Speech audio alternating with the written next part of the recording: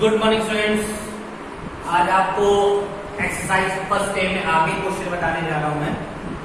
हमको आप लोगों से एक बात ही कहनी है कि आप लोग वीडियोस को देखा करो। आप लोग वीडियोस नहीं देखते हो तो आपको समझ में नहीं आता। थोड़ी सी फिफ्थ के बाद क्लास 6 थोड़ी सी बड़ी हो जाती है, इसीलिए वीडियो जरूर देखें और तभी आप लोग हमसे क्वेश्चन पूछ पाओ। ठीक है स्टूडेंट, तो कल मैंने आपको अंकों में लिखना, अंतरराष्ट्रीय प्रणाली में और राष्ट्रीय प्रणाली में कैसे लिखते हैं समझाया था। अब मैं आपको स्थानीय मान निकालना बता रहा हूं। देखिए संख्या 54, 32, 178 में प्रत्येक का स्थानीय मान निकालिए, यानी प्रत्येक अंक मतलब 8, 7, 1, 2, 3, 4, 5 इन सभी अंकों का स्थानीय मान, यानी उनका उस स्थान में मान क्या है ये ज्ञात करना है। तो देखिए प्रोसेस कैसा होता है। संख्या मैंने लिख दी 5, 4, 3, 2, 1, 7, 8। ठीक है, अब इसका मान कैसे निकालेंगे। ये होती है इकाई, दहाई, सैकड़ा, हजार, 10,000, लाख, 10 लाख। ठीक, तो इसके लिए इकाई ये है तो मैथ्स बेसिकली पीछे से स्टार्ट होगी, तो पीछे से करेंगे।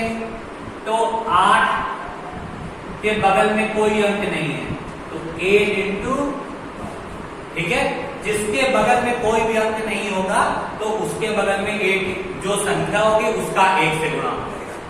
अब जैसे ही 8 के बगल में हम 7 के पास आएंगे तो 7 के बगल में हमको एक अंक दिख रहा है, तो इसका स्थानीय मान क्या हो जाएगा 7 गुणे 0 यानी 70।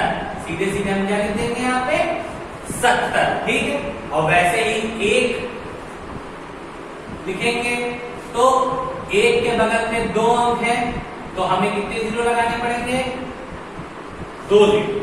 अब इसके बाद 2 नोट डाउन करेंगे, 2 के बगल में कितने अंक हैं स्टूडेंट्स 1, 2, 3, यानी कितने 0 लगाने पड़ेंगे 1, 2 और ये 3। इसके बाद ये 3 है, 3 के बगल में कितने अंक हैं स्टूडेंट देखिए 1, 2, 3, 4, तो 3 के बगल में 4 0, 1, 2, 3, 4। ऐसे ही 4 है तो 4 के बगल में कितने 0 लगाने पड़ेंगे 1, 2, 3, 4, 5, यानी 5 0, 1, 2, 3, 4, 5 और सबसे लास्ट हमारा 5 है तो 5 के बगल में कितने 0 लगाने पड़ेंगे स्टूडेंट्स 5 के बगल में हमें लगाने पड़ेंगे, लिखना पड़ेगा, सॉरी यहाँ पे 4 था मैंने गलती से 5 लिख दिया है तो यहाँ आप 4 कर लीजिएगा।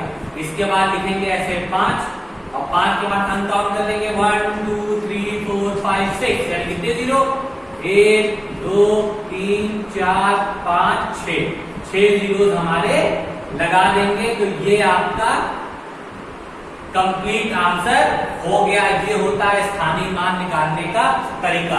पहली संख्या के बगल में कोई अंक नहीं था इसलिए 8 1। दूसरी संख्या जैसे 7 लिखी उसके बगल में एक अंक था इसलिए 1 0। इसके बाद वाली संख्या मेरी 1 है, 1 के बगल में 2 अंक थे इसलिए 2 0। फिर है दूसरा 2 नंबर, 2 अंक लिखा हुआ, 2 के बगल में 3 अंक लिखे हुए इसलिए 3 0। फिर इसके बाद है 3 के बगल में 1, 2, 3, 4 अंक लिखे हुए हैं तो 3 लिखा, फिर 4 0 लगाए। फिर इसके बाद 4 है तो 4 को ऐसे ही लिखा, इसके बगल में अंक काउंट किए 1, 2, 3, 4, 5 तो 5 0 लगाए और वही प्रोसेस इसके साथ भी कंप्लीट किया। तो इसका तरीका केवल क्या होता है, अगर किसी संख्या के बगल में कोई संख्या नहीं लिखी है तो 1 लिखिए और इसके बाद की संख्याओं को देख लीजिए कितनी संख्या है उतने जीरोस लगाते चलिए। तो ये आपका पहला आंसर कंप्लीट हो गया। अब जैसे दूसरा देखिए, दूसरा क्वेश्चन कह रहा था 32, 57, 91 में 2 और 5 का स्थानीय मान निकालना है। तो सबसे पहले देखिए 2 की बात कर रहा है तो इस 2 को लिखा और ये देखिए मैंने एरो लगाया और ये लिख दिया 2। अब हम क्या करेंगे 2 के बाद अंक कितने हैं 1, 2, 3, 4 तो कितने 0 लगा देंगे 1, 2, 3 और ये 4 0। इसके बाद वो कह रहा था 5 का स्थानीय मान निकालिए, तो 5 का स्थानीय मान निकालने के लिए ये मैंने लिखा 5।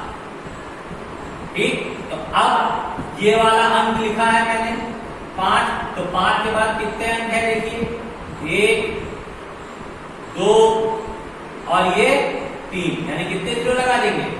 1 2 और ये 3। तो ये आपका एग्जैक्ट क्या हो जाएगा स्टूडेंट? आंसर हो जाएगा।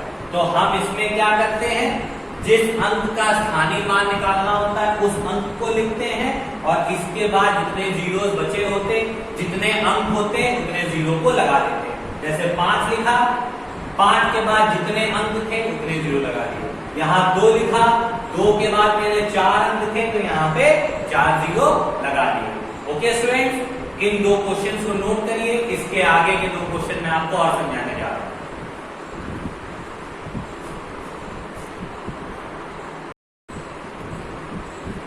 देखिए स्टूडेंट, दूसरा क्वेश्चन है दी हुई संख्या को विस्तृत रूप में लिखिए। ये भी एक तरीके के स्थानीय मान के फॉर्म में ही लिखा जाता है। तो देखिए कैसे लिखते हैं विस्तृत रूप में।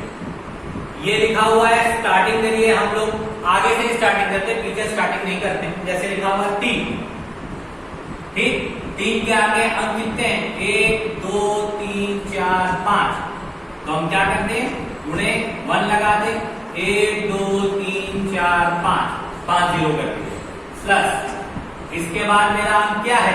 2, ठीक। तो ये मैंने लिख दिया 2 इंटू 2 के बाद अंक काउंट करिए, 1 2 3 4।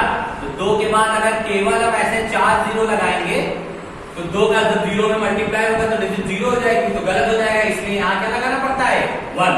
वही काम इसके साथ किया था, वही काम इसके साथ, ठीक। फिर प्लस का साइन। अब क्या लिखेंगे? 5।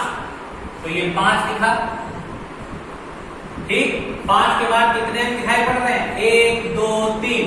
तो 5 गुणे 3 जीरो, 1 2 3, और बगल में 1 क्यों लिखते हैं?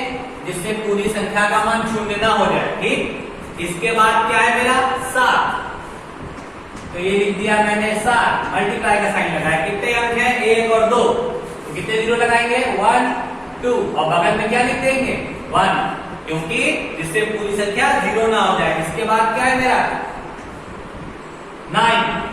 9 के बगल में केवल और केवल एक अंक है, इसका मतलब 1 जीरो, और यहाँ क्या लगा देंगे? 1, जिससे पूरा अंक शून्य ना हो। और सबसे लास्ट में 1 के बगल में कोई अंक नहीं है तो केवल 1 लिखिए या 1 इंटू 1 लिखिए, कोई फर्क नहीं पड़ता है। ये हमारी संख्या जो है, ये हमारी संख्या विस्तृत रूप में हो गई।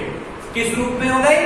विस्तृत रूप में। इसको और अच्छी तरीके से लिखना है तो तरीका होगा इसका 3 इंटू, यहाँ गिनिए कितने जीरो है? 1 2 3 4 5, तो 10 की घात 5। आप फिर प्लस, फिर लिखिए 2, कितनी यहाँ पे जीरो कितने हैं? 1 2 3 4, तो 2 गुणे 10 की घात 4। फिर यहाँ लिखिए 5। अब यहाँ जीरो कितने हैं? 1 2 3, तो गुणे 10 की घात 3, प्लस यहाँ कितने हैं? 7। 7 के बगल में जीरो कितने हैं? 2, यानी 10 की घात 2, और लास्ट में 9। 9 के बगल में जीरो कितने हैं? केवल और केवल 1, यानी 10 की घात 1, और फिर लास्ट वाली डिजिट हमारी 1। ये हमारा हो गया इसका विस्तृत रूप। अब आप अगर इस जगह भी आंसर को छोड़ देंगे तो भी हम आपको पूरे मार्क्स देंगे, पर यहां तक कर देने पे एग्जामिनर को कॉपी चेक करने में अच्छा लगता है कि पहले 5, फिर 4, फिर 3, फिर 2, फिर 1, यानी संख्या विस्तृत रूप में लिखी गई है। अब एक क्वेश्चन मेरे दिमाग में भी आता है तो आपके दिमाग में भी आ रहा होगा। जैसे यहाँ पे मैंने 10 की पावर 5 लिखी, हमने जीरो काउंट किए 1 2 3 4 5, तो हमको 0 की पावर 5 लिखनी चाहिए। हमने 10 की पावर 5 क्यों लिखी? बेटा 0 की पावर 5 का कोई मान तो होता नहीं, इसीलिए हमको 10 की पावर 5 लिखेंगे, क्योंकि 0 एक ऐसी संख्या होती है जिसको किसी से भी गुणा करते हैं टोटल क्या आ जाता है? 0। इसीलिए हम केवल 0 नहीं लिख सकते हैं, साथ में हमको बगल में 1 लगाना पड़ता है। वही काम इसके साथ है, 1 2 3 4, तो यहाँ 0 की पावर कितनी आ जानी चाहिए? 4। फिर गलत हो जाता है क्योंकि 0 की पावर 4 का कोई मान नहीं, पूरी संख्या 0 हो जाएगी। इसीलिए हम इस 1 को भी बगल में लिखते चले जाते हैं, तो ये 10 की घात में संख्या बन जाती है, चाहे वो इसके साथ हो, चाहे इसके साथ हो, चाहे इसके साथ हो। ओके स्टूडेंट्स, तो ये विस्तृत रूप का क्वेश्चन था जो मैंने बता दिया। आप एक छोटा सा क्वेश्चन आपको और बता देता हूं। विस्तृत रूप का, जिससे आपको और समझ में आ जाए। जैसे मान लीजिए 2 4 6 5, इसको अगर विस्तृत रूप में लिखना हो तो स्टूडेंट कैसे लिखेंगे आप? सबसे पहले लिखेंगे 2 इंटू बगल में हम काउंट करिए 1 2 3, तो 3 0 लगाइए। हमने अभी बताया 0 होगा, पूरी संख्या 0 हो जाएगी, इसलिए यहां क्या लगाना पड़ेगा बेटा? 1 प्लस इसके बाद क्या लीजिए 4। अब देखिए मैंने 4 लिया इंटू 4 के बगल में कितने अंक बचे? केवल 2, तो यहाँ पे 2 0 लगाएंगे। फिर वही बात 1 हमको लगाना पड़ेगा। इसके बाद मैंने लिया 6 इंटू 6 के बगल में कितने अंक है? केवल और केवल 1, ये वाला 5, तो 6 इंटू 10 प्लस इसके बाद 5 बचा। 5 के बगल में कुछ नहीं है, तो चाहे तो केवल 5 लिख लीजिए या 5 इंटू 1 कर लीजिए, कोई फर्क नहीं पड़ेगा। बस 0 मत लगाइएगा वहां। अब देखिए इसको अगर इस फॉर्म में लिखना हो 2 इंटू 0 काउंट करिए 1 2 3, तो 0 की पावर 3 कुछ बनती नहीं है, इसीलिए हम इसको 10 की पावर 3 लिखते हैं। 4 कितने 0 है?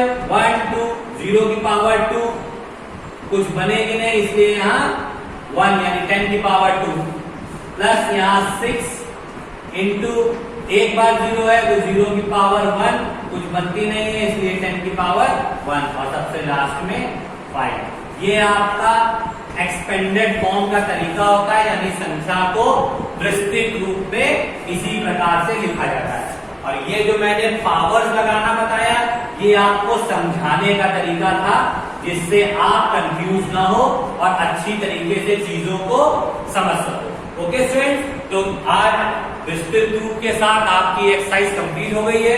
आप इन क्वेश्चंस को अपनी फेयर कॉपी में कर लीजिएगा और वीडियो जरूर देखिए। वीडियो देखेंगे तभी आपको समझ में आ जाएंगे। Okay student, now thank you and have a nice day.